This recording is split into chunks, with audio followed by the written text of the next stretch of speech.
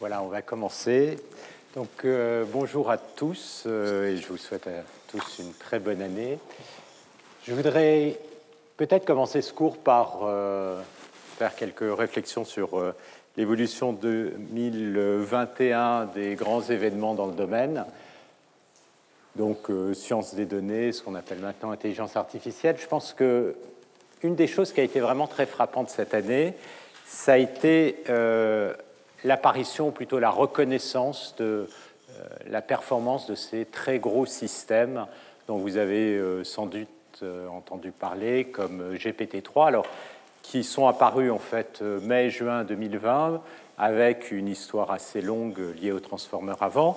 Mais ce dont on s'est rendu compte, c'est que plus on avait de paramètres, c'est un phénomène de fond auquel on assiste depuis le début de l'apparition des réseaux de neurones, mais plus on a de paramètres, plus les performances deviennent spectaculaires.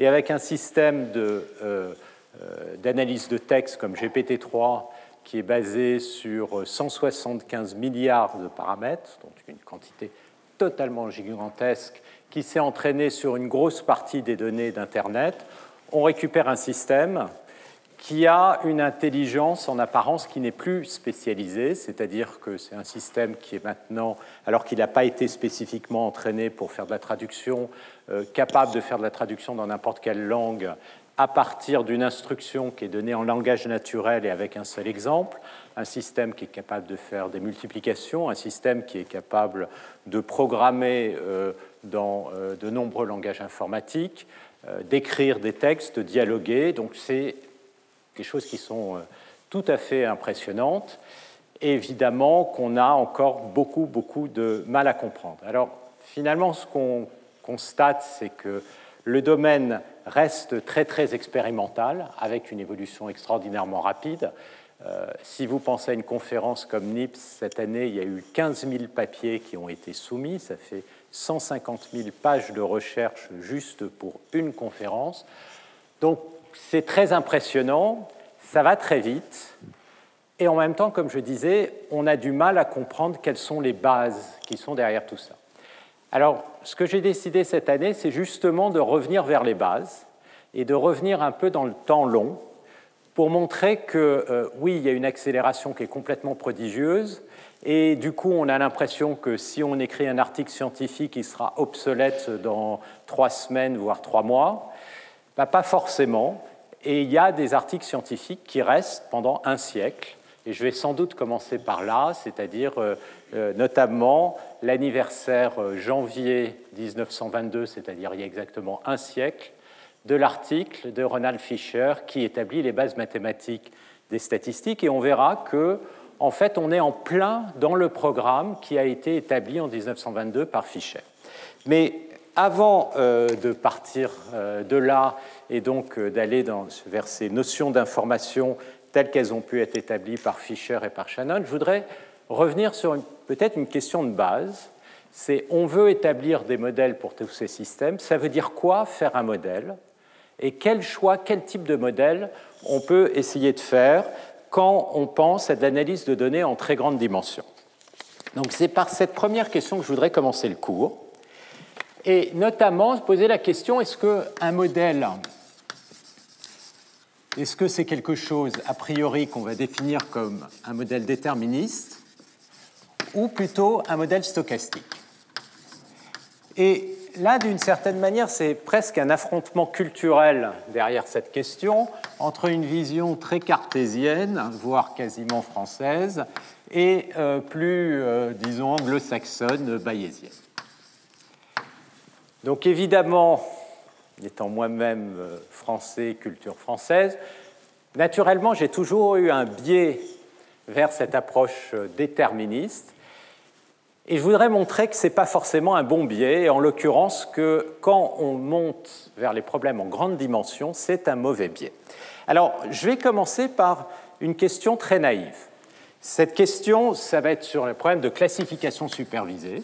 Donc, classification supervisée, je vous rappelle, ça veut dire que vous voulez estimer une réponse Y à partir de données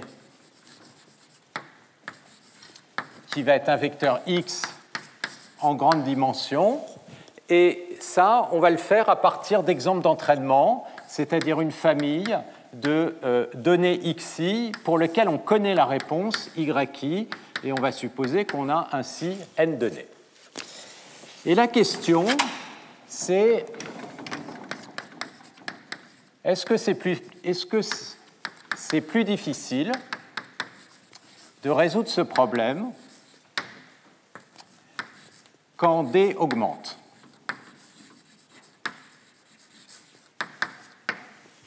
Donc a priori, est-ce que c'est plus facile de faire de la classification en grande dimension qu'en petite dimension? Alors, si vous prenez une approche déterministe, la réponse va être oui. La réponse va être oui parce que, je dirais oui à cause de la malédiction de la dimensionnalité dont j'ai souvent parlé et que je vais rappeler en 2 mots ici. Alors pourquoi? Parce que la manière dont on voit le problème d'un point de vue déterministe, donc là je vais vous faire un dessin en une dimension, vous avez votre variable x ici, que je suppose, donc je suis en une dimension, et puis la variable y, vous allez la voir comme une fonction de x. Donc vous avez une certaine fonction inconnue à estimer. Et qu'est-ce que vous connaissez? C'est la valeur de f en des points xi. Donc là, vous avez un x1, x2, vous avez une deuxième valeur, x3, x4, etc. Et donc, vous avez des valeurs de votre fonction. Et puis, si vous avez suffisamment de valeurs et que la fonction est régulière, eh bien, vous allez pouvoir l'interpoler, calculer une forme d'interpolation. Et cette interpolation, elle va être précise si la fonction est suffisamment régulière et si vous avez des données qui sont suffisamment denses. D'accord? Alors, pourquoi oui? Parce que si vous êtes en grande dimension, vous n'allez pas être sur l'intervalle 0,1, mais typiquement, vos données vont appartenir à un ensemble oméga qu'on peut voir comme 0,1 en dimension D. Donc, si je veux avoir des données qui sont suffisamment proches à une distance epsilon, eh bien on voit déjà en 2 dimensions. Si vous voulez être à une distance epsilon, le nombre de points, évidemment, ici en 2 dimensions, va augmenter comme epsilon au carré. Et si vous êtes en dimension D, ça va être epsilon à la puissance moins D. Et donc, le nombre de données va exploser exponentiellement avec la dimension pour une précision epsilon, et on retrouve ce phénomène de malédiction de la dimensionnalité. Alors pourquoi on veut cette dimension epsilon? Parce que l'idée, c'est que si vous avez une fonction qui est régulière et que vous voulez vous assurer que vous avez une estimation qui n'est pas trop mauvaise, c'est-à-dire pas trop loin d'une estimation que vous connaissez, ben vous avez besoin d'une forme de régularité. Si vous considérez que vous avez une régularité qui est une régularité, par exemple, lipschitzienne, eh bien, ça va être borné par epsilon, ça vous permettra de borner l'erreur, mais il faut pour ça que les données soient assez proches. Donc, mauvaise pioche, quand on est en grande dimension, a priori, on peut se dire que les choses vont mal se passer, et puis alors là, ce qu'on peut essayer de faire, c'est de dire oui, mais peut-être que la fonction est beaucoup plus régulière que ça, c'est-à-dire qu'il y a des degrés de régularité qui peuvent être exprimés avec des invariants, par exemple invariance par translation, rotation, etc., et d'autres types d'invariants qui vont nous permettre de faire de la réduction de dimensionnalité et d'être dans des situations meilleures. Alors, il y a une chose qu'on observe quand on fait ça, c'est qu'en sous-jacent, il n'y a pas de modèle pour les données. On fait quelque chose de très grossier. On dit tout ce que je sais, c'est que X appartient à la boîte 0,1 en dimension D. D'une certaine manière, l'approche stochastique est beaucoup plus fine. Alors l'approche stochastique,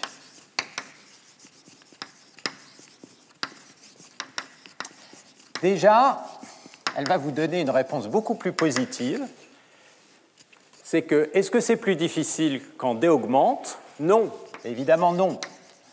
Non, pourquoi? Parce que si D augmente, ça veut dire quoi? Ça veut dire que vous avez une image qui a une meilleure résolution. Donc si vous avez une image qui a une meilleure résolution, ce sera plus facile de reconnaître l'objet que vous avez dans l'image. Vous avez plus de données, donc ça paraît complètement absurde de se dire que ça va être plus difficile d'effectuer la tâche de reconnaissance si vous avez plus de données.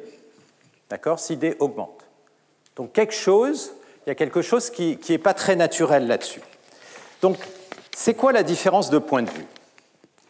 La différence de point de vue, c'est qu'on va regarder la même fonction, mais maintenant ce que je vais regarder, c'est les lignes de niveau de ma fonction.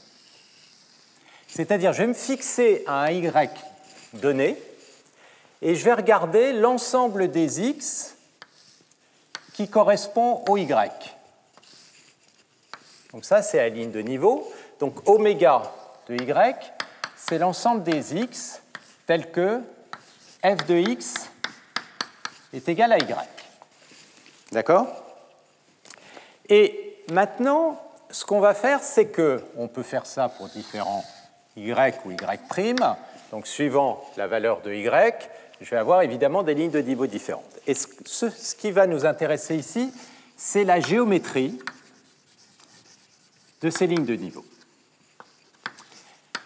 Et en particulier, ce qu'on va regarder, c'est où les points de ces lignes de niveau se concentrent dans l'espace. Et ce qu'on va réaliser assez rapidement, c'est que si je représente l'espace de tous les x possibles, l'ensemble des points qui appartiennent à y, à oméga de y, la ligne de niveau autrement dit, c'est un ensemble qui va se concentrer, qui a une géométrie qui est très particulière. Et ça va être dû à quoi? Ça va être essentiellement dû à la loi des grands nombres. Donc, l'idée ici, c'est de dire quoi? En fait, qu'est-ce que vous êtes en train de faire? Au lieu de regarder la fonction comme étant, comme ceci, une fonction en fonction des valeurs, vous allez regarder ces lignes horizontales. Ça fait beaucoup penser finalement à la différence entre une intégrale de Lebesgue qui consiste à regarder les choses horizontalement et de regarder les ensembles et la mesure des ensembles par rapport à une intégrale de Riemann qui va fixer la résolution, qui ici correspond à la résolution epsilon, et va essayer de calculer des intégrales avec des intervalles epsilon ici fixés. Donc, qui dit regarder horizontalement et regarder les points dit, d'une certaine manière, c'est une théorie de la mesure, autrement dit, c'est des probas. Et qu'est-ce qu'on va regarder? Finalement, on va avoir la mesure de ces ensembles y, oméga de y. Cette mesure, ça va me définir une densité de probabilité, c'est-à-dire la probabilité de x sachant y. Et là, évidemment, à partir de ça, vous pouvez déduire la probabilité de y sachant x. Donc ça, c'est l'approche bayésienne qui vous dit que c'est la probabilité de x sachant y fois la probabilité de y, c'est l'a priori, divisé par p de x. Et ensuite, le classificateur bayésien, ce qu'il va faire, une fois que vous avez été capable de capturer ces géométries des lignes de niveau là où elles se concentrent et leurs mesures, c'est de calculer cette probabilité, et donc autrement dit, de définir le meilleur y comme étant celui qui va maximiser cette probabilité. Et ça va être l'estimateur qu'on va vouloir calculer. Donc ça, c'est l'approche qui est une approche bayésienne. Et cette approche bayésienne, elle est beaucoup plus fine, comme je disais, parce qu'elle ne va pas essayer de brutalement approximer la fonction sur tout l'espace. Elle va avant se poser la question où se concentrent les données, et à partir de là, calculer ces différentes probabilités, c'est-à-dire attacher les labels Y à chacun des ensembles X, à chacune des lignes de niveau.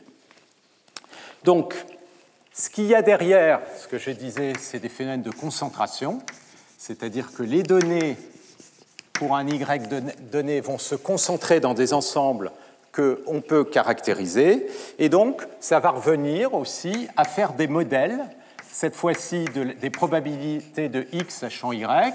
Ça, c'est dans le cas non supervisé. Et quand vous êtes dans le cas supervisé, vous allez pouvoir avoir des modèles des probabilités de y sachant x. Alors, les familles de modèles qu'on obtient, les modèles classiques sont des modèles exponentiels.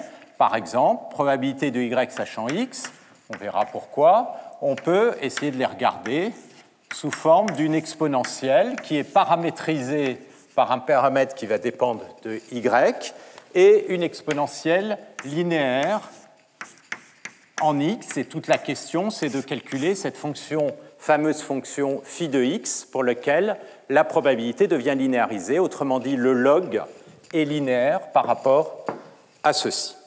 Alors ça, c'est la base, évidemment, de toute la physique statistique qui construit des modèles sous cette forme. Et puis, c'est aussi la base de toute la théorie de l'information qu'on va voir cette année.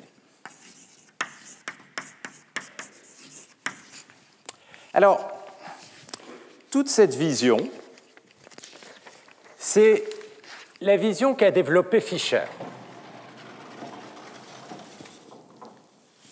Donc, une première question qui s'est posée, c'est comment définir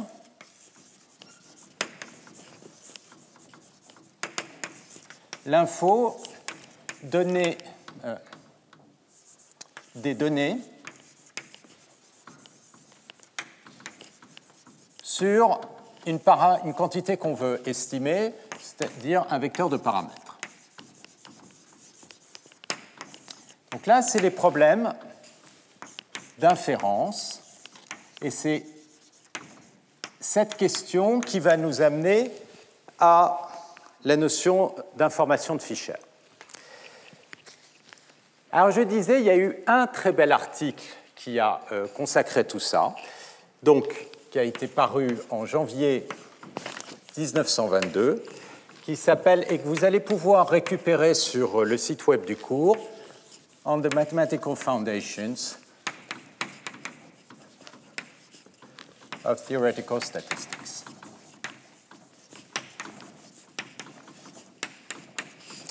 Et donc ça, c'est paru dans les Transactions Philosophical Royal Society. Et Fisher, à l'époque, il avait 32 ans. Et il est assez prodigieux, ce papier. Il est assez prodigieux parce que, quand vous le lisez, il y a une réflexion sur qu'est-ce que tout ce domaine, qu'est-ce qu'on essaye de faire en statistique, en analyse de données. Et Fisher pose le problème en disant essentiellement l'enjeu, c'est d'une certaine manière une forme de compression de données, c'est-à-dire essayer de représenter toute l'information des données avec le moins de paramètres possibles et de représenter ce qu'il appelle toute l'information qui est importante par rapport par rapport aux données qui vous sont attribuées. Alors, qu'est-ce qu'il développe dans ce papier? Déjà, il y a la notion de consistance d'estimateur. Est-ce qu'un estimateur peut converger lorsque le nombre de données tend vers l'infini? Cette notion de consistance, le mot consistance, apparaît ici. La notion d'inférence par maximum de vraisemblance, qu'on verra. La notion d'information. La notion de statistique suffisante, c'est-à-dire en quoi est-ce qu'un ensemble de statistiques peut être suffisant pour estimer de façon optimale des données.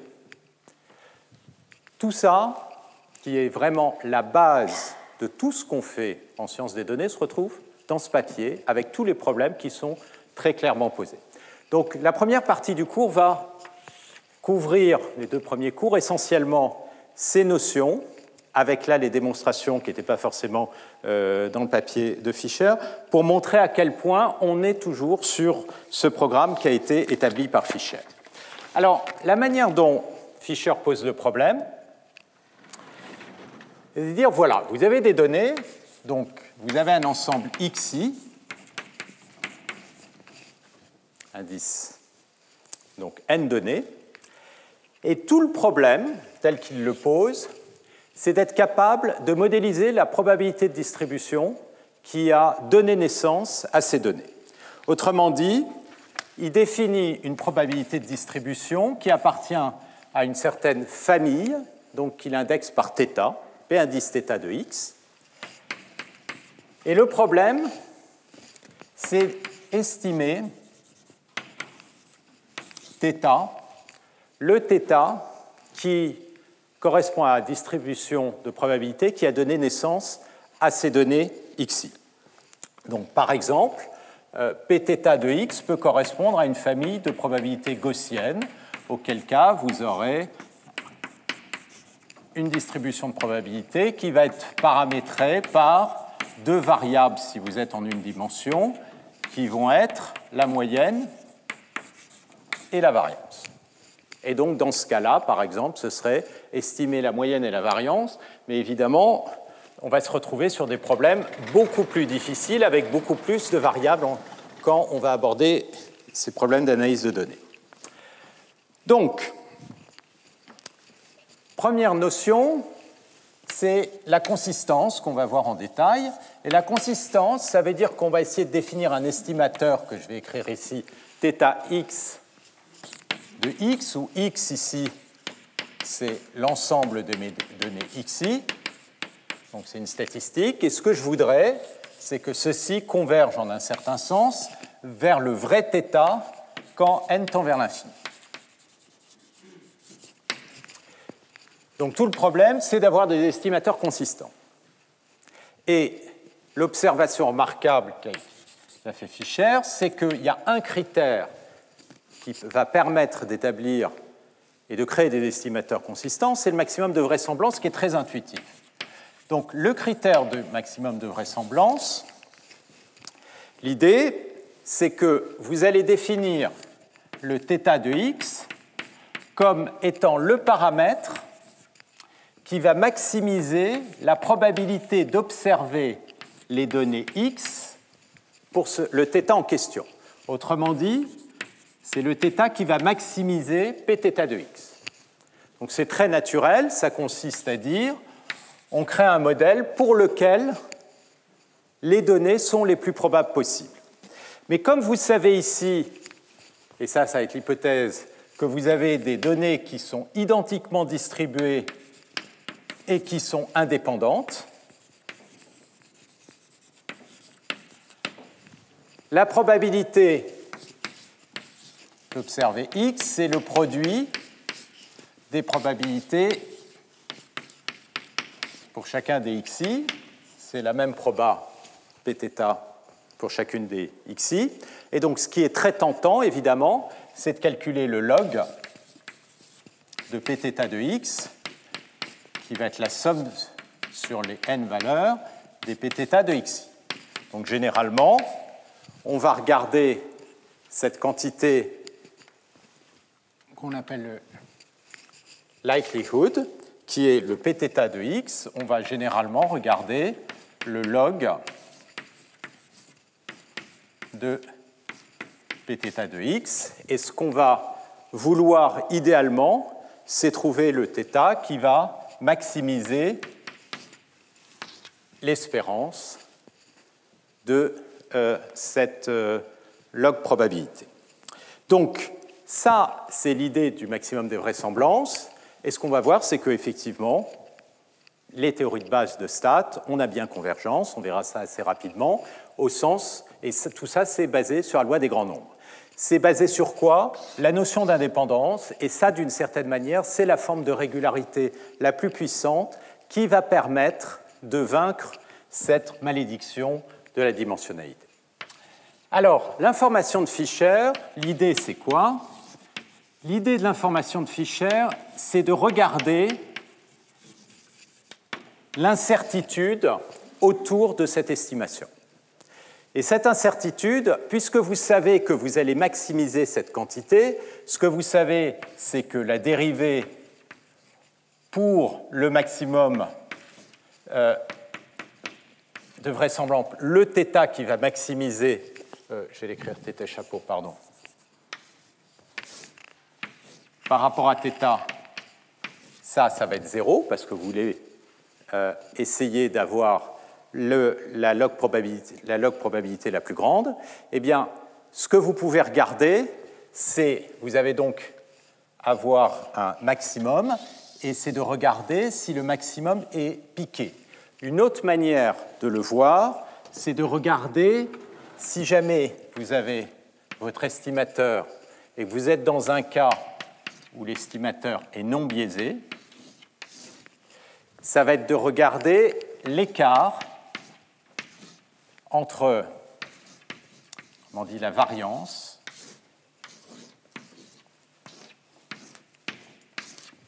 on va regarder, excusez-moi, c'est L de θ. Ce qu'on va regarder, c'est, on sait que ceci va être 0. Ah là, j'ai mis l'espérance. Je vais enlever, si je mets l'espérance, je vais l'enlever ici. L'espérance est ici.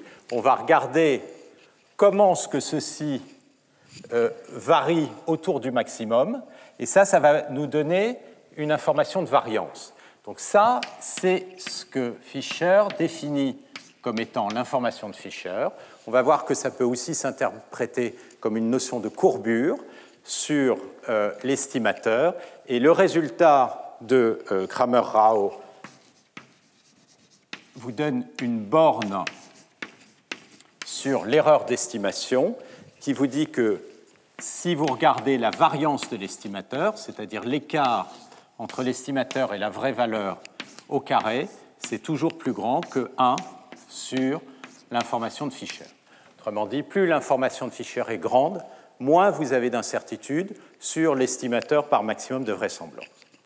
Alors, tout ça, c'est essentiellement ce qu'on essaye de faire quand on prend un réseau de neurones et qu'on commence à faire une descente de gradient stochastique. On va le revoir dans une minute. Ce qu'on essaye de faire, c'est d'estimer le paramètre le plus souvent avec un critère de maximum de vraisemblance qui va permettre d'avoir une estimation du paramètre qui a donné lieu aux données, à générer les données. En tout cas, c'est le modèle. Et l'incertitude va être donnée par une notion d'information de Fisher. Alors, pourquoi dans le cas des réseaux de neurones ? Les réseaux de neurones, ça peut être vu comme spécifiant une classe de probabilité. Le gros problème, finalement, derrière tout ce programme, ce n'est pas tellement d'analyser les propriétés du maximum de vraisemblance, de l'information de Fisher, etc. Tout ça, on va le faire et on va voir en 2 cours. On a toutes les informations de base. Ce qui est vraiment très difficile dans un problème comme ça, c'est de spécifier la famille de probabilités. Quelle famille de probabilités, comment l'indexer? Et qu'est-ce que les réseaux de neurones vous donnent, d'une certaine manière? On peut le voir comme spécifiant un modèle de probabilité. Et ça, c'est la façon, disons, dont la plupart des ingénieurs voient les réseaux de neurones. La plupart voient ça comme sous forme probabiliste. Et je pense qu'effectivement, ils ont tout à fait raison. Et donc, si on prend un réseau, vous avez par exemple un réseau convolutionnel appliqué pour de la classification d'images. Vous allez avoir une première image qui va qui va être transformée par un opérateur convolutionnel qui va vous donner toute une série d'images de la première couche avec éventuellement un sous-échantillonnage. D'accord ? Et puis, vous allez appliquer une non-linéarité, par exemple un rectificateur. Et puis ensuite, vous allez réappliquer un deuxième opérateur convolutionnel et éventuellement ou pas un sous-échantillonnage qui va vous donner une autre couche, etc., jusqu'à la dernière couche, Et puis sur la dernière couche, donc à chaque fois, vous avez votre rectificateur. Et puis sur la dernière couche, vous allez avoir un dernier opérateur linéaire qui va vous donner un tableau qui va être indexé par Y. Et puis vous allez faire un softmax. Donc si ce tableau, je l'appelle Z de Y, le softmax, qu'est-ce qu'il va me sortir? Il va me sortir un autre tableau où je vais avoir justement un modèle de la probabilité de Y sachant X, qui va être ici donné par l'espérance de Z de Y divisé par la somme des espérances de Z de Y' pour tous les Y' de mon tableau. D'accord? Donc ça, c'est ce que vous allez avoir ici, après le softmax. Et qu'est-ce que c'est que θ? Ben ici, θ, c'est l'ensemble des paramètres de votre réseau. Donc θ, c'est W1, l'ensemble des matrices WJ. Et éventuellement les biais si vos rectificateurs à l'intérieur ont des biais.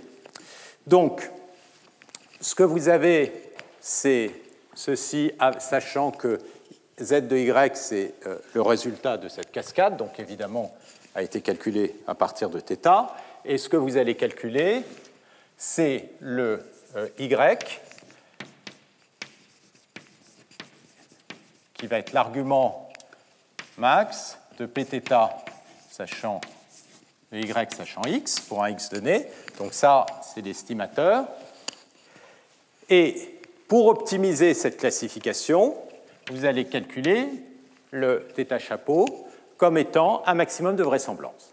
C'est-à-dire, et on le verra, ce qui est équivalent, ça peut aussi s'interpréter comme minimisant une distance de Kullback-Leibler, autrement dit d'entropie conditionnelle, mais là on va le voir comme un maximum de vraisemblance, c'est-à-dire θ chapeau, ça va être l'argument max sur θ de l'espérance qui va être calculée de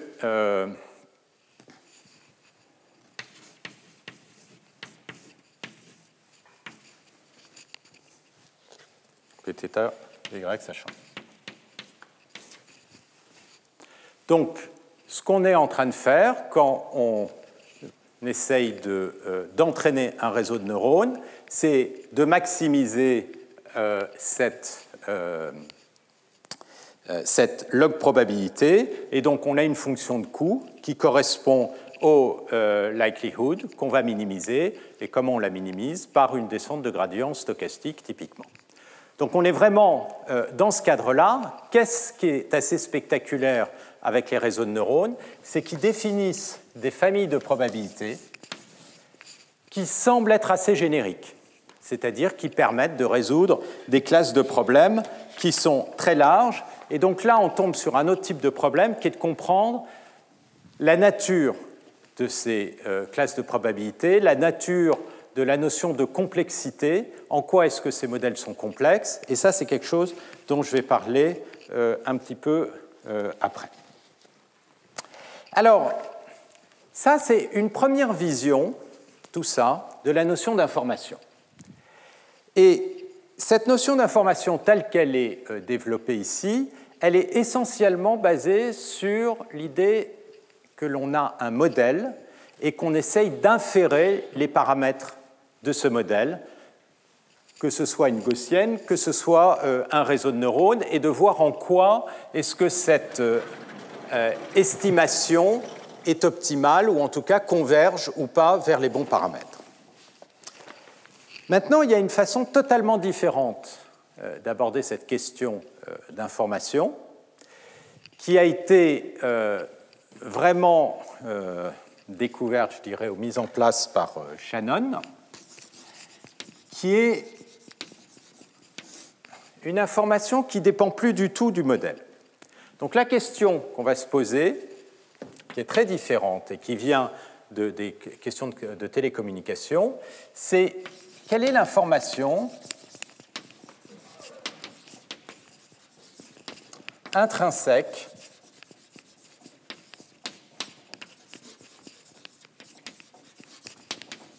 contenus dans des données.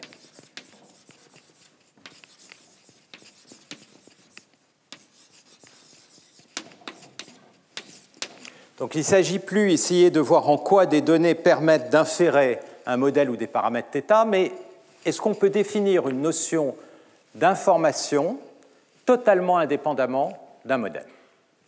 Et l'idée, évidemment, qui est derrière, c'est la notion de communication, parce que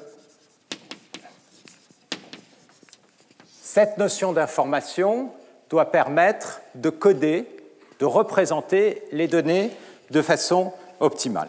Et donc, là, à nouveau, il y a un article très spectaculaire fondateur, 1948, titre un peu similaire. A Mathematical Theory, donc là, ce n'est pas Foundations, mais Theory, of Communications, qui a été publié donc en 1948. C'est un rapport technique des Bell Labs. Et en l'occurrence, Shannon avait le même âge, 32 ans. Donc il n'y a pas besoin d'attendre très longtemps pour avoir un impact très profond en sciences. Et on retrouve à peu près le même type d'impact. C'est-à-dire que vous pouvez récupérer, à nouveau, je vous donnerai l'adresse, le papier sur le site web du cours. Quand vous lisez le papier, ce n'est pas simplement les résultats techniques, c'est une vision de tout le domaine qui vous est donné. Pourquoi ces outils, comment ils sont introduits, et vous avez les théorèmes de base sur lesquels les gens travaillent toujours en théorie de l'information, qui sont à la base de toute la théorie de l'information, télécommunications, etc. Donc je vais vous donner l'idée qui est très proche et on va passer d'une certaine manière de l'un à l'autre. Proche, mais en même temps, pas de modèle. Alors, je vais prendre...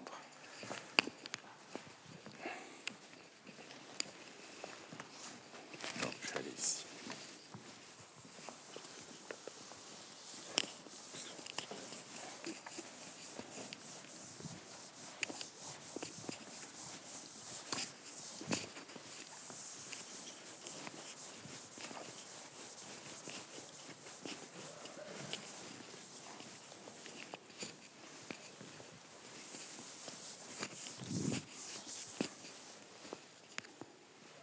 Alors, l'idée ici va être à nouveau de considérer un vecteur X de données qui sont indépendantes et qui ont été produits par une loi de probabilité qui sont toutes les mêmes. Donc, c'est des données IID, c'est-à-dire indépendantes, identiquement distribuées, qui sont produites par une densité de probabilité. Donc, dans tout ce que je vais faire, je vais considérer qu'il y a des densités de probabilité par rapport aux mesures de Lebesgue, mais si la densité est singulière et vous voulez considérer la mesure directement, ce n'est pas un problème, c'est juste une petite différence technique. Ça va simplifier les choses. Et donc, vous avez toutes vos données qui sont ainsi distribuées, donc on peut regarder la probabilité d'observer X, et à nouveau, X, P de X, puisque les données sont indépendantes, ça va être les produits des P de X. Et à nouveau, même observation, vous avez un produit, donc ce qu'on a envie de regarder, c'est le log de P de X. Et le log de P de X, comme je l'avais écrit précédemment, eh bien, ça va être une somme de I égale 1 à n des logs des P de X. Donc là, on a très envie de multiplier par n-1, par 1 sur n. Et là, qu'est-ce qu'on a? On a la moyenne des probabilités des xi. Mais en même temps, vous savez que les xi sont indépendants. Donc n'importe quelle fonction des xi va vous donner une variable aléatoire qui vont toutes être indépendantes. Donc les logs de P d'xi sont indépendantes. Qu'est-ce que je suis en train de faire? Je suis en train de moyenner des variables aléatoires indépendantes. Donc si tout se passe bien, ça devrait converger. À nouveau, on retrouve le centre de tout ça, c'est la loi des grands nombres. Et la loi des grands nombres nous dit que je vais avoir une convergence en probabilité quand n tend vers l'infini, vers l'espérance. Et l'espérance, c'est quoi? Eh bien, c'est l'entropie, H, on va l'appeler. C'est donc l'espérance. Et puis, je vais mettre un signe moins, comme ça, l'entropie, elle sera positive. Des moins log de P de X. Ou de n'importe quel X. Donc, qu'est-ce qu'on sait? On sait qu'il y a une propriété très forte qui apparaît, quel que soit, peu importe le modèle, le fait qu'il y ait une densité de probabilité qui soit derrière. Il y a une probabilité qui est très forte sur le log d'un ensemble de données, c'est que ça va avoir tendance à converger. Alors pourquoi ça c'est très fort? Parce que le fait que ça converge en probabilité, ça veut dire quoi? Ça veut dire que la probabilité pour que n-1, c'est-à-dire la différence entre moins n-1 log de P de X et cette quantité d'entropie vers laquelle ça converge soit plus petite que epsilon, ça va converger vers 1 quand n tend vers l'infini. Donc autrement dit, si je regarde mon espace de tous les x possibles,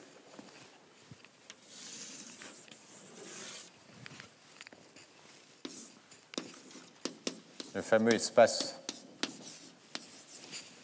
0,1 dimension D, eh bien, qu'est-ce que ça dit? Ça dit que X, il ne va pas se retrouver n'importe où, il va se retrouver dans un ensemble tel que ceci est vrai. Et ça, c'est ce qu'on appelle un ensemble typique, je vais l'appeler T epsilon.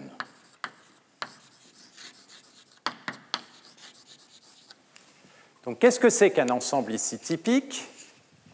T epsilon, c'est l'ensemble des X tels que la différence entre le log de P de X et l'entropie soit plus petit que epsilon. Eh bien, qu'est-ce que je sais? Je sais qu'avec une probabilité 1, ou qui va converger vers 1 quand n tend vers l'infini, mon x va se retrouver dans cet ensemble typique. Donc, il va se retrouver dans un ensemble potentiellement beaucoup plus petit. Et quelle va être la taille de cet ensemble typique? Ben, on va le voir. Cette taille, elle peut se définir en mettant des petites boules. Cette taille, elle va être essentiellement proportionnelle ou égale à l'entropie.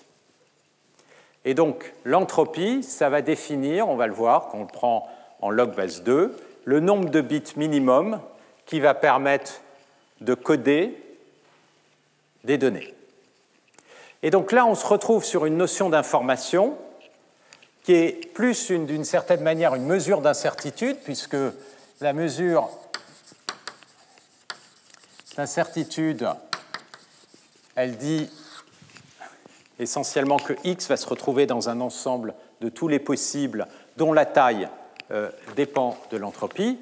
Et ce qui est très spectaculaire dans ce type de résultat, c'est que non seulement vous allez vous retrouver dans un ensemble typique, mais la densité de proba à l'intérieur de cet ensemble est uniforme. Autrement dit, on se retrouve sur un problème géométrique, c'est-à-dire caractériser les données, ça revient à spécifier cet ensemble typique, et ensuite la probabilité est essentiellement uniforme à l'intérieur de ces ensembles. Donc, ça, c'est la vision de Shannon de l'information, comme vous voyez, qui ne dépend plus du tout de la notion de paramètre, et l'impact est extraordinaire. Elle est extraordinaire parce que vous avez, comme je disais, toute l'industrie des télécommunications qui s'est construite à partir de ça, pour faire du codage, pour définir le débit d'une capacité d'un canal. Et puis, à nouveau, ça se retrouve en physique statistique. Pourquoi? Parce que finalement, cette notion d'entropie, c'est exactement la notion d'entropie qui apparaît dans le second principe de la thermodynamique. Et quand on veut caractériser des distributions, eh bien, ou l'état d'un système, en physique, ça va revenir essentiellement à identifier ces ensembles typiques. En mathématiques, pourquoi c'est aussi devenu très important? parce que quand ensuite vous voulez regarder des événements rares, par exemple la probabilité pour que quand vous lancez une pièce, il y ait 7 fois de suite un pile qui tombe ou un face qui tombe, eh bien ces événements rares, on peut les déduire assez facilement à partir des comportements de l'entropie. Et les événements rares, c'est essentiellement ce qui se retrouve sur la bordure de ces ensembles typiques. Et c'est tout ce qu'on appelle la théorie des grandes déviations qui est née à partir de ça. Donc, là, à nouveau, vous avez une très belle théorie qui vous donne tous les résultats, sauf que il faut être capable de caractériser ces ensembles typiques. Et finalement, là, on revient au même type de problème que dans le cas de Fisher, c'est-à-dire dans le cas de Fisher, explicitement on paramétrise. Ici, on ne paramétrise pas, mais il faut définir la géométrie de ces ensembles typiques. Alors, il y a un cas où ce genre de problème est assez facile à résoudre, et donc c'est ce cas qui, évidemment, a été systématiquement attaqué. C'est le cas des processus gaussiens.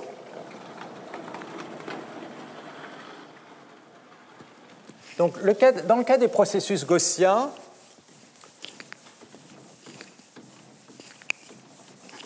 donc c'est l'équivalent de la probabilité gaussienne que je viens d'effacer ici, sauf que on va se mettre en dimension D, potentiellement assez grande. Donc ça veut dire que la probabilité Pθ de x, vous avez une constante ici que je ne vais pas regarder, ça va être l'espérance de x produit scalaire avec x qui est transformé par une matrice θ. Alors, si on veut assimiler à θ la notion de covariance, on va mettre θ inverse sur 2. Et donc ici, je peux l'écrire comme ça. J'aurai deux notations où ça, c'est la même chose que le produit scalaire entre x et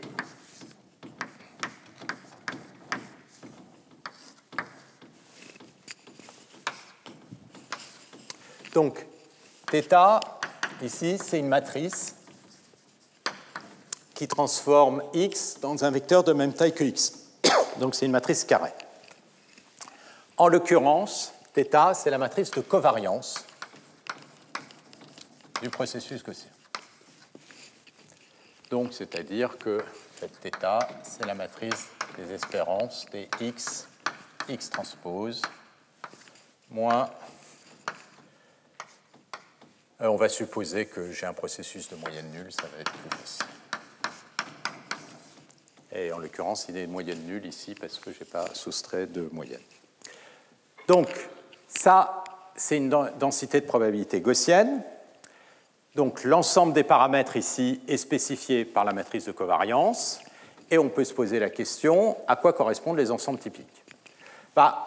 Les ensembles typiques, c'est là où le log probabilité va s'accumuler. La log proba, c'est quoi?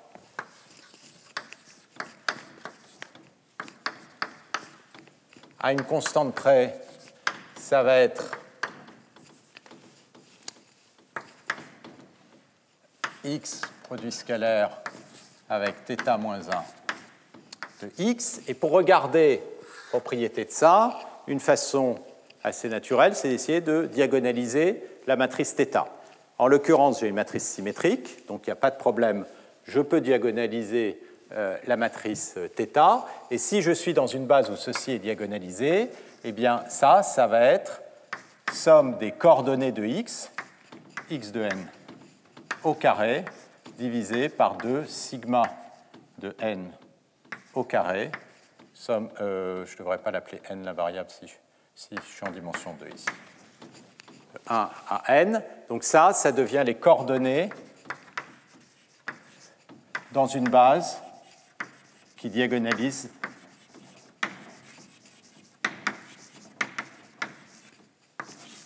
c'est-à-dire que θ dans cette base est maintenant représentée par une matrice diagonale dont les valeurs diagonales sont les variances sigma 1, sigma n et 0 à l'extérieur. Donc l'inverse de θ sur la diagonale, c'est 1 sur sigma 1 carré, 1 sur sigma n carré. Donc si vous envoyez l'inverse de θ sur x, ça va vous donner x divisé par sigma n au carré, produit scalaire, vous allez avoir le x carré. Et donc, ça va être quoi les ensembles de typiques? Ça va être essentiellement les ensembles pour lesquels ceci va être égal à une constante. Et qu'est-ce que vous allez trouver? Des ellipsoïdes. C'est-à-dire que dans le cas gaussien, donc là, qu'est-ce que je suis en train de faire au fond? Je suis en train de faire une PCA, d'accord? Puisque je suis en train de prendre la matrice de covariance de mes données, de la diagonaliser et de regarder les directions principales.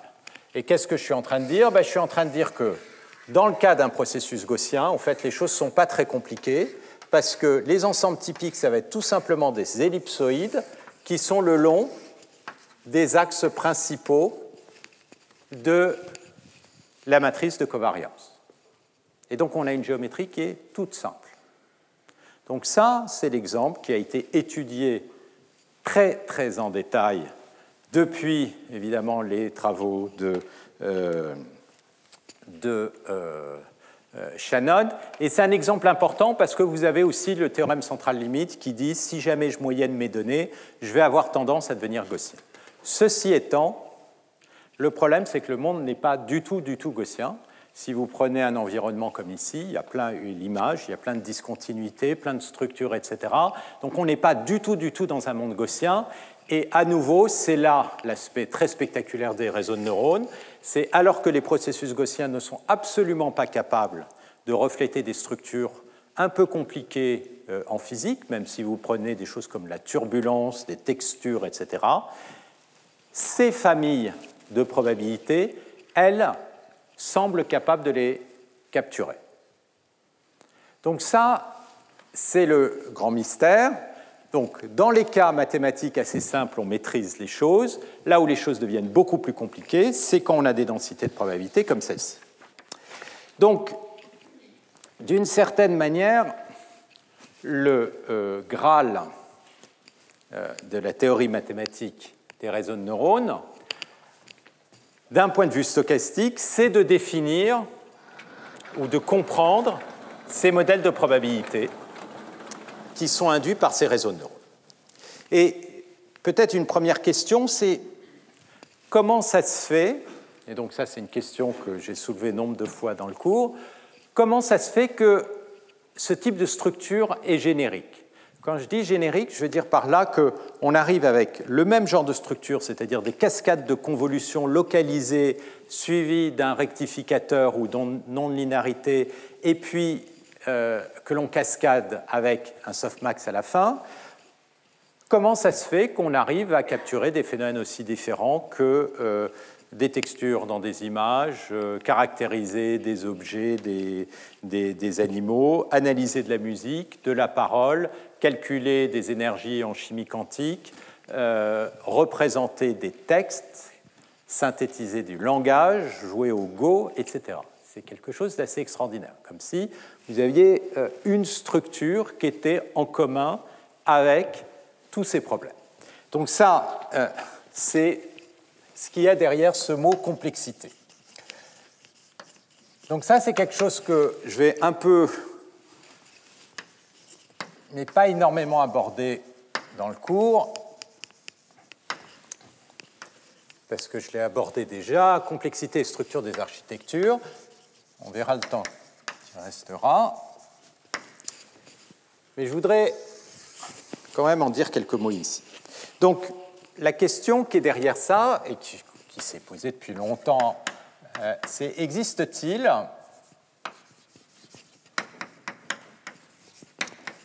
des familles génériques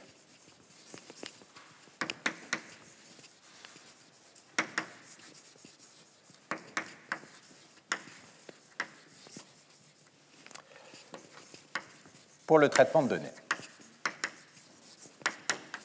Alors, c'est une question un peu vague, hein. Et ce sont des questions qui ont été discutées depuis. assez longtemps. Et là, il y a un papier, c'est le troisième papier, un peu de base du cours, j'ai déjà mentionné dans des cours précédents, qui discute très bien cette question, qui est un papier qui est paru en 1962 par Herbert Simon, qui s'appelle The Architecture of Complexity.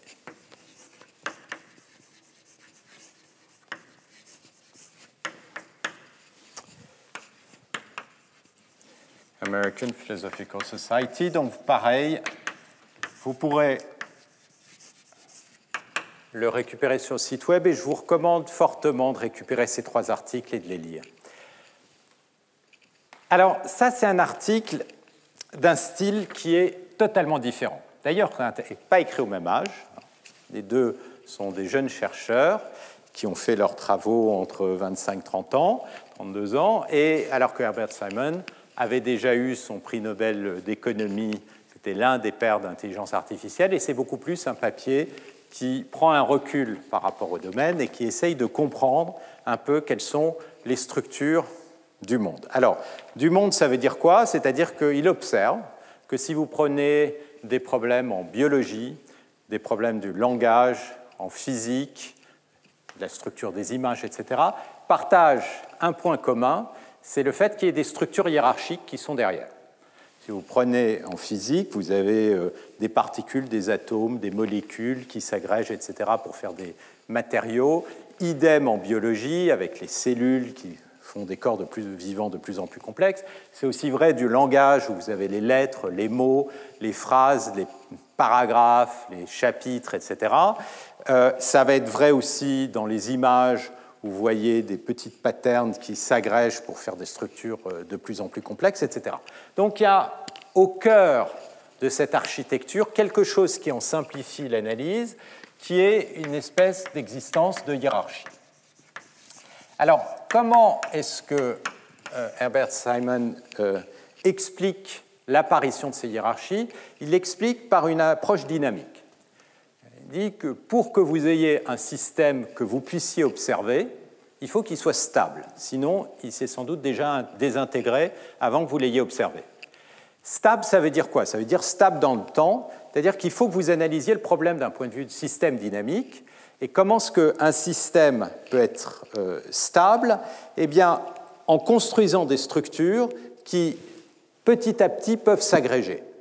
Par opposition à un système plat, où l'ordre doit s'établir d'un coup, et si jamais... donc il faut que tous les éléments soient exactement à leur place pour que là, tout d'un coup, vous ayez une forme de stabilité. C'est beaucoup plus facile de créer un système stable et qu'il évolue à partir de petits systèmes stables qui ensuite s'agrègent, et ça, c'est un peu un principe un peu darwinien, d'une certaine manière, qui, d'évolution qui, selon Herbert Simon, permet d'expliquer l'émergence de ces structures hiérarchiques. Alors, c'est très bien, seulement dans un article comme ça, qui est assez passionnant à lire, vous n'avez aucun vrai modèle mathématique, et donc à partir de ça, qu'est-ce que vous faites? À partir de ça, chacun peut développer son modèle, mais le fait est, c'est que ce genre d'article, qui est certes passionnant et inspirant, n'a absolument pas l'impact de 2 articles comme celui de Fisher ou de Shannon, qui, eux, vous donnent exactement les objets mathématiques à prendre, à partir duquel vous pouvez déduire les algorithmes, les résultats d'optimalité, etc., avancer. Là, ce qui manque, et ce qui est un peu caractéristique de tout le domaine, c'est qu'il y a des intuitions, il y a des idées, mais ce qui manque, c'est les objets mathématiques qui permettent de vraiment bien comprendre cette structuration hiérarchique. Alors, ce qui a complètement changé par rapport au temps de Herbert Simon, c'est que maintenant, on a des algorithmes qui, effectivement, sont capables de faire ça. Et dans ces algorithmes, on retrouve les structures hiérarchiques, c'est-à-dire que bien souvent, vous avez ces structures avec des filtres locaux, c'est-à-dire qui font des analyses à très fine échelle. Puis, avec le sous-échantillonnage, ça veut dire qu'un coefficient qui est ici va correspondre à une analyse de l'image sur un domaine de plus en plus grand au fur et à mesure qu'on va dans des domaines de plus en plus profonds. Donc on retrouve ces structures hiérarchiques. Ceci étant, les modèles qui sont derrière sont toujours pas clairs du tout. Ceci étant, la base reste celle-là. C'est-à-dire ce qu'il faut maintenant, d'un point de vue mathématique, pour faire avancer la recherche, c'est comprendre en quoi est-ce que ces distributions de probabilité vous caractérisent les différents phénomènes qui vous intéressent, que ce soit en physique, en chimie ou pour le langage. Alors, dans le cadre du cours, ce qu'on va faire, c'est le lien entre les deux à travers la théorie de codage. On va le faire à travers la théorie de codage dans un cas qui est plus simple. On va commencer par là, puis j'irai au-delà s'il y a le temps, qui est donc pour le codage d'images. Pour le codage d'images, la question, d'une certaine manière, c'est de spécifier les ensembles typiques. Alors, les ensembles typiques qui sont proposés avec un modèle gaussien sont trop simples. Et on le verra, dans le cas des images, ça reviendrait essentiellement à considérer qu'une image, c'est une surface uniformément régulière, qu'il n'y a pas de discontinuité, qu'il n'y a pas de contour, etc. Donc ça, c'est beaucoup trop simple et ça ne permet pas du tout de capturer les zones dans lesquelles votre distribution de probabilité va se concentrer. Il y a une chose qui va nous permettre d'être beaucoup plus efficace, c'est d'observer qu'on peut construire des représentations qui sont parcimonieuses, et ça, c'était...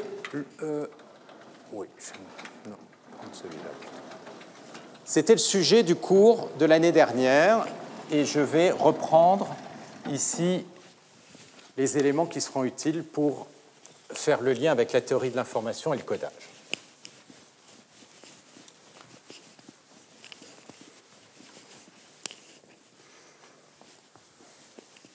Si vous oubliez une seconde la théorie et que vous posez la question comment coder une image de façon efficace, une des manières assez intuitives de le faire, c'est tout simplement de faire un dessin, c'est-à-dire vous dessinez les contours, si vous avez un visage, et avec ça, vous avez déjà beaucoup de structures, en dessinant un peu mieux, c'est un peu plus visible, de ce qui peut se passer dans votre image avec les différentes structures qui peuvent être là. Ça veut dire quoi? Ça veut dire que ce que vous êtes en train de regarder dans l'image, c'est d'une certaine manière les singularités, là où il y a des transitions qui sont très fortes. Et donc, l'idée qui est derrière, c'est de se dire, est-ce qu'on peut représenter l'information d'une image sous forme de transition? Et si on est capable de le faire, on va pouvoir utiliser le fait qu'une image finalement est très redondante, parce que si vous prenez un point ici, il est noir, le point juste à côté est aussi noir, aucune raison de répéter noir, noir, noir 50 fois. Il vaut mieux représenter le fait que vous avez une surface uniforme par l'existence simplement de discontinuités sur des courbes qui sont relativement parcimonieuses dans toute l'image. Et donc, l'idée, c'est donc d'essayer de représenter les transitions, autrement dit les variations, et idem, on peut le faire à différentes résolutions.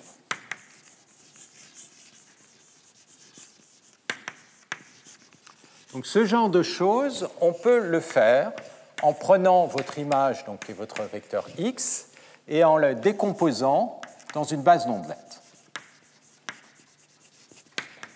Donc ça, c'est quelque chose que je rappellerai très rapidement. Mais ce qui va être intéressant ici, c'est que vous allez avoir des bases orthogonales. Donc si je me place dans mon espace en grande dimension, vous avez comme ceci une base orthogonale qui est représentée par des axes, à partir duquel on peut approximer ces ensembles typiques. Et le fait que vous soyez parcimonieux, on va le voir, ça veut dire que vous avez une géométrie particulière de ces ensembles typiques qui sont très allongés le long des axes. Donc c'est des structures qui sont un peu comme ça, en étoile, d'une certaine manière. Et ça reflète quoi? ça reflète le fait que vous pouvez avoir des grands coefficients, mais si vous avez des grands coefficients, il y en aura beaucoup d'autres qui vont être petits. Donc vous allez, dans certaines directions, aller très loin, mais dans d'autres directions, vous allez rester très proche de l'axe. Autrement dit, tous les autres paramètres vont rester proches de 0. Donc ça, c'est la notion de parcimonie. Et dans le cours l'année dernière, ce qu'on a vu, c'est qu'il y a une forme d'équivalence entre la capacité de faire de l'approximation, le fait qu'il existe une représentation qui soit parcimonieuse et l'existence d'une régularité sous-jacente du problème. Donc vous avez une espèce de triangle comme ceci qui est à la base de beaucoup de résultats en analyse harmonique. Et donc c'est ça qu'on va utiliser pour construire des modèles d'ensemble typiques. Et à partir de ça, on va faire de la compression d'images. Et notamment, il y a une application classique de ça, c'est le standard JPEG 2000, qui est un standard de compression d'images qui est souvent utilisé, qui est essentiellement basé sur une décomposition des images dans des bases d'ondelettes et ensuite un codage anthropique, donc suivant la théorie de l'information, qui permet de minimiser le nombre de bits. Voilà, donc ça, ce sera une application qui fera le lien et qui permettra un peu de discuter ces problématiques de complexité et de hiérarchie. Et s'il y a le temps, ensuite, j'avancerai vers des modèles de physique statistique à partir de modèles d'entropie maximum pour décrire des phénomènes comme les textures, etc. Voilà, donc je vais vous donner le plan du cours. Donc ça, c'est grossièrement l'ensemble des idées qui seront développées dans le cours. Alors, il y aura 8 séances entre maintenant et, je crois, le 16 mars. Donc, je vais vous donner...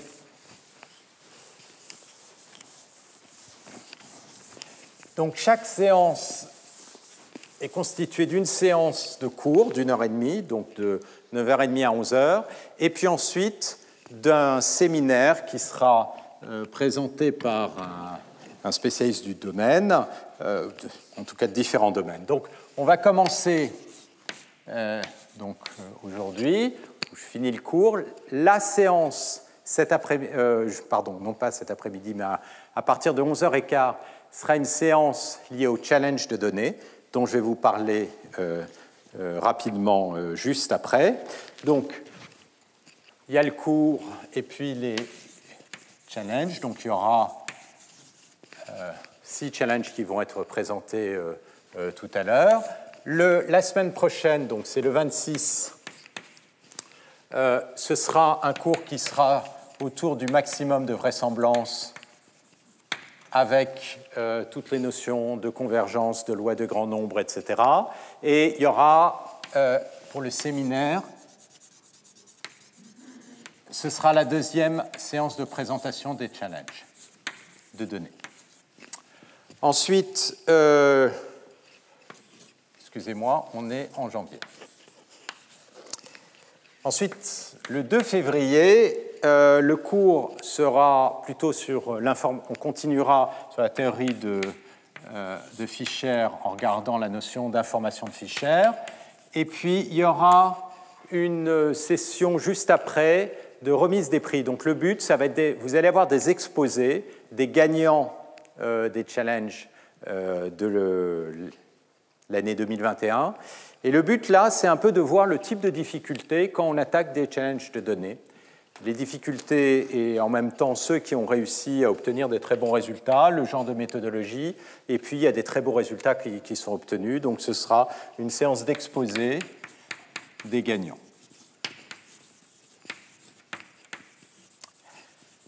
Ensuite, le 9, je passerai probablement sur la théorie de l'information plutôt du côté de Shannon.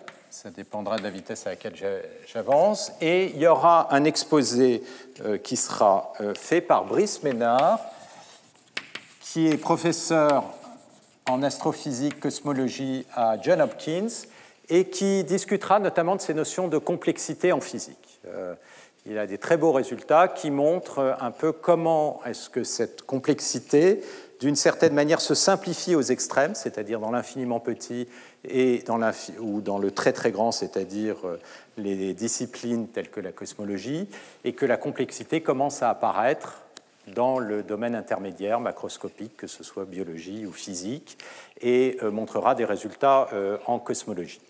Ensuite, la semaine d'après, donc le 16, on va rester autour de Shannon, et pour l'exposé, ce sera Jean-François Cardozo qui fera l'exposé. Alors Jean-François, c'est celui qui a notamment calculé la carte du fond CMB. Il vous dira exactement fond diffus cosmologique, qui essentiellement représente les radiations qui nous proviennent du Big Bang, de l'origine de l'univers. Et derrière tout ça, eh bien, il y a des problématiques d'estimation de paramètres, et donc on retrouvera sans doute les notions d'information de Fisher, etc. Mais vous verrez notamment dans ce cadre de physique des très très belles applications de ces problématiques d'estimation statistique. Ensuite, le 23, donc on continuera du côté de la théorie de l'information, et l'exposé sera fait par Frank Nielsen. Alors là, comme il est actuellement à Tokyo, j'ai bien peur que l'exposé se fasse par vidéo, mais dans ce cas-là, il interviendra pour répondre aux questions. Et le thème, c'est la géométrie de l'information. Donc, un des aspects dont je parlerai un tout petit peu, c'est que quand on définit des familles de distribution de probabilité, on peut regarder l'espace couvert par ces familles, qui va en fait définir des surfaces, regarder la géométrie de ces surfaces, qui est très liée à la notion d'information de Fisher. Et là encore, il y a des très jolis résultats et des belles applications. Lui, il travaille dans le laboratoire maintenant de Sony, je pense, musical, et donc qui montrera. Ensuite, le 2 mars, ce sera, on continuera ici pour le codage, ce sera Olivier Rioul. Et donc là, ce sera plutôt la théorie de l'information de Shannon et sa généralisation, et les applications seront pour la cryptologie. Et notamment, quelle est l'information qui peut diffuser à partir de messages quand on fait de la cryptologie, comment est-ce qu'on peut modéliser ça du point de vue de la théorie de l'information. Et enfin, le dernier, le 8e cours, donc ce sera peut-être autour de la compression finalisée d'images, ou peut-être autour de modèles de physique, et l'exposé sera fait par Marco Antonini. Et là, ce sera autour des applications récentes de compression d'images. Voilà, donc ça, c'est le programme pour les 8 cours, en espérant que je n'attrape pas le Covid entre-temps. Donc si je n'attrape pas le Covid, on a les 8 cours là. Sinon, éventuellement, il y a un cours de rechange le 16. Et à ce moment-là, on décalera tout, les probabilités étant pas tellement en ma faveur en ce moment. Mais bon, j'espère que ce ne sera pas le cas. Auquel cas, on s'arrêtera là. Vous aurez, pour les étudiants qui suivent le MVA ou un master une semaine, avant les oraux qui sont le 23. Alors, je vais vous parler un peu de l'organisation du cours avant d'introduire les principes des challenges. Donc, pour ceux qui suivent le cours dans le cadre d'un master et qui doivent le valider, donc ça, c'est valable pour les étudiants du master de MVA et des masters de PSL. Il faudra que vous vous inscriviez. Alors, pour s'inscrire, donc je résume ça rapidement avant de vous parler des challenges. Donc, pour s'inscrire, il faut que vous envoyiez un mail à Dominique Bidois, Dominique Bidois, B-I-D-O-I-S, @Collège de France. Alors, collège, -de, France.fr, avec un sujet, vous mettez inscription, et vous donnez votre nom et le fait que vous inscriviez. OK ? Donc, ensuite, il y a des notes de cours. Il y a des notes et des articles. Donc ça, c'est pour tous ceux qui sont intéressés par suivre le cours. Il y a une adresse web pour les récupérer. Donc vous pouvez, si vous allez sur le site du Collège de France, vous pouvez cliquer sur la présentation, il y a un pointeur. Mais sinon, je vous donne directement l'adresse web. C'est www.di.ens.fr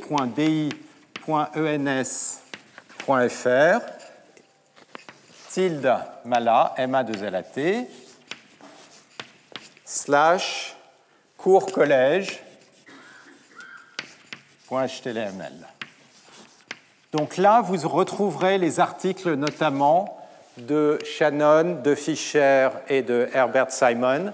Et il y a des notes de cours qui sont faites, et je voudrais le remercier ici, par Jean-Éric Campagne, donc qui sont disponibles pour les cours précédents, mais aussi pour ces cours-là. Donc vous pouvez récupérer les notes de cours de Jean-Éric Campagne sur ce site web aussi. Et je voudrais maintenant parler, pour finir, des challenges. Alors, le site de challenge de données... oui. Oui, le cours est enregistré, donc vous pouvez récupérer aussi le cours sur les vidéos. Alors, pour ceux qui veulent valider le cours, je vais voir comment je vais faire ça, mais je vais vous demander un minimum de présence et donc de signer.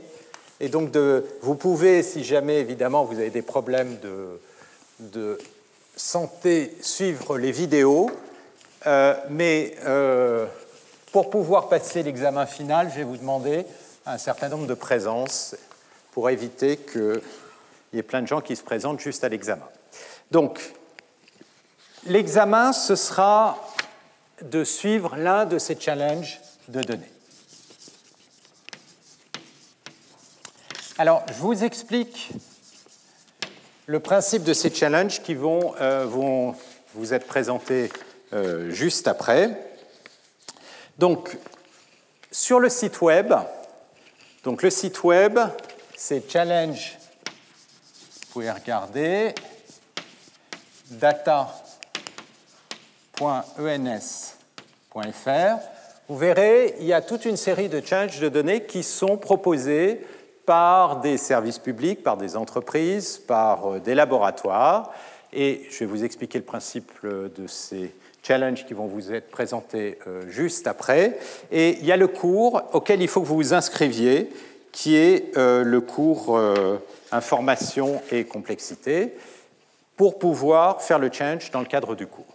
Donc, le principe de ces challenges, c'est de résoudre typiquement un problème de classification ou de régression supervisée.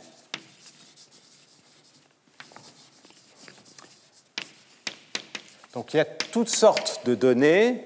Il y a des problèmes qui sont liés à des images, des séries temporelles, des séries financières, des textes, différents types de données physiques, y compris il y a un problème data-centrique, c'est-à-dire où le problème, ça va être plutôt de se resoumettre des données qui ont été, disons, nettoyées pour résoudre le problème. Mais en général, ça va être des problèmes de classification ou de régression. Donc le problème, c'est de calculer un estimateur, comme on l'a vu, autrement dit une prédiction, y tilde, d'une quantité y qui va dépendre des données. D'accord ? Donc, systématiquement, pour chacun de ces challenges, on va vous donner des exemples dans le cadre de cette tâche supervisée, c'est-à-dire une famille de données pour lesquelles on vous donne la réponse au problème YI. Donc ça, c'est les données à partir desquelles vous allez pouvoir entraîner votre modèle. Évidemment, vous allez prendre typiquement vos données, vous allez les séparer en une partie pour l'entraînement et une partie pour la validation de votre modèle, et vous allez tester un certain nombre de modèles. Ensuite, pour évaluer ces modèles, vous aurez des données de test, et donc vous allez avoir une famille de données de test, XI indice T, pour lesquelles vous allez soumettre une estimation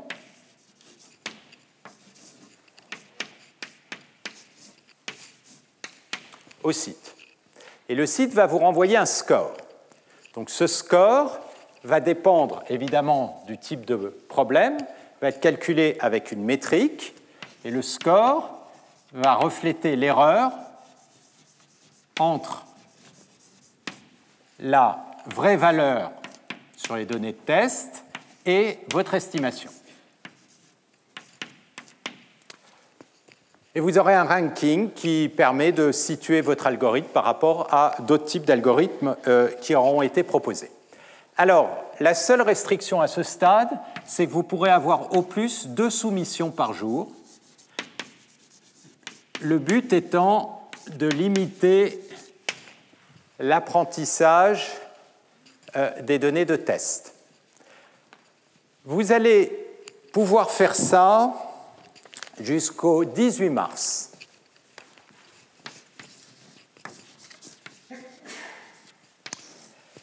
Le 18 mars, donc, le site va systématiquement vous renvoyer votre score sur une partie des données de test et il va garder cachée une autre partie de manière à s'assurer qu'à travers ces soumissions, vous n'êtes pas en train de faire de l'overfit sur toute la base de données. Et le 18 mars, dans le cadre du cours, vous aurez votre score sur les données cachées. Alors ça va vous permettre de voir si vous avez fait de l'overfitting avec votre algorithme.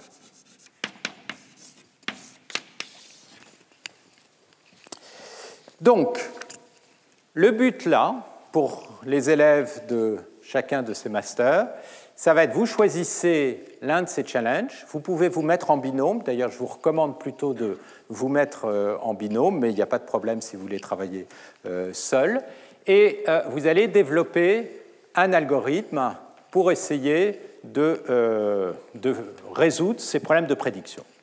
Mais ce qu'on va vous demander ici, c'est de faire véritablement un travail scientifique. C'est-à-dire, ce n'est pas simplement d'obtenir un très bon score sur le problème en question, mais véritablement de faire une analyse du problème, des données. Il y aura un oral et puis un rapport que je vais vous demander de remettre au moment de l'oral, où vous exposerez votre approche.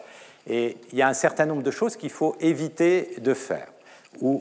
Alors, il y a un très bon exposé qui explique un peu la méthodologie, qui a été fait par Pierre Courtiol. Ça, c'était en 2018, mais qui est toujours disponible sur le site web des cours du collège. Donc, le séminaire, il a été fait, vous pouvez aller voir sur la liste des séminaires de la chaire, le 21 février 2018. Et essentiellement, les choses élémentaires mais importantes, c'est de commencer par regarder les données, de commencer avec des modèles qui sont simples et les complexifier et de ne pas faire le contraire, et puis surtout de commencer par une analyse de la littérature qui existe sur Internet, et à partir de là, de décider l'approche que vous voulez prendre. Donc c'est tout ça, c'est un vrai travail scientifique qu'on va vous demander de faire, et les oraux auront lieu le 23 mars. Donc, ce sont des problèmes qui sont tous difficiles. Donc, je vous conseille très, très fortement de commencer dès maintenant à regarder et voir le type de problème que vous voulez résoudre. et je pense que vous aurez des très belles possibilités à travers les challenges. Alors, ces challenges, on va vous les présenter juste après à 11h15. Donc là, vous aurez l'opportunité de poser des questions aux challenge providers, donc ceux qui ont mis en place ces projets. Donc on va faire ça juste après la pause. Peut-être avant, est-ce qu'il y a des questions particulières, que ce soit autour du sujet du cours ou l'organisation? Oui.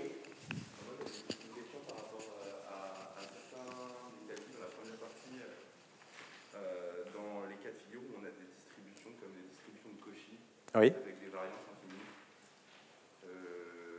Parce que les cas qui ont été présentés, il y avait des trucs avec des... Alors, si vous avez des queues très épaisses, comme les distributions de Cauchy, vous pouvez avoir des problèmes de convergence de vos estimateurs, c'est à ça que vous pensez. Oui. Donc là, dans le cadre du cours, je vais tout démontrer dans le cas où les variances sont finies. D'accord, pour donner l'esprit, il y a des théorèmes dans le cas où les variances ne sont pas finies, mais sont plus techniques. Donc là, je vais tout faire à nouveau dans le cadre, y compris la démonstration qui est 3 lignes, hein, mais du théorème central limite, dans le cas où on a des problèmes avec des variances finies. Ce qui est intéressant d'ailleurs, si vous regardez, et ça c'est typiquement le cas dans lequel on se retrouve, y compris dans les réseaux de neurones. Si vous regardez les réseaux de neurones, vous avez systématiquement ce qu'on appelle des renormalisation de batch, et ce que ça fait, c'est que ça renormalise tout par les variances.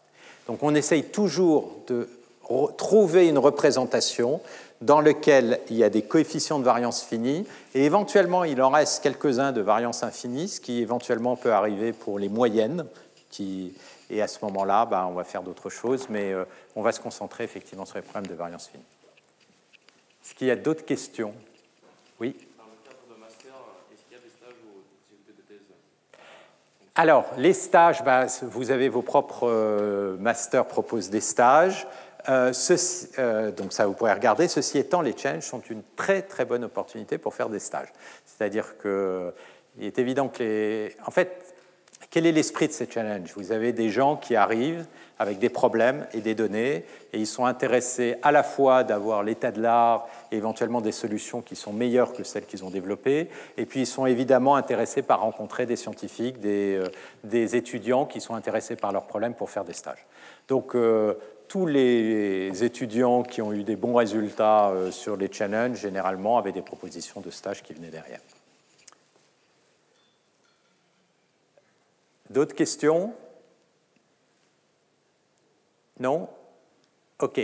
Donc, on va faire une pause et on se retrouve à 11h15 pour le début des présentations des challenges.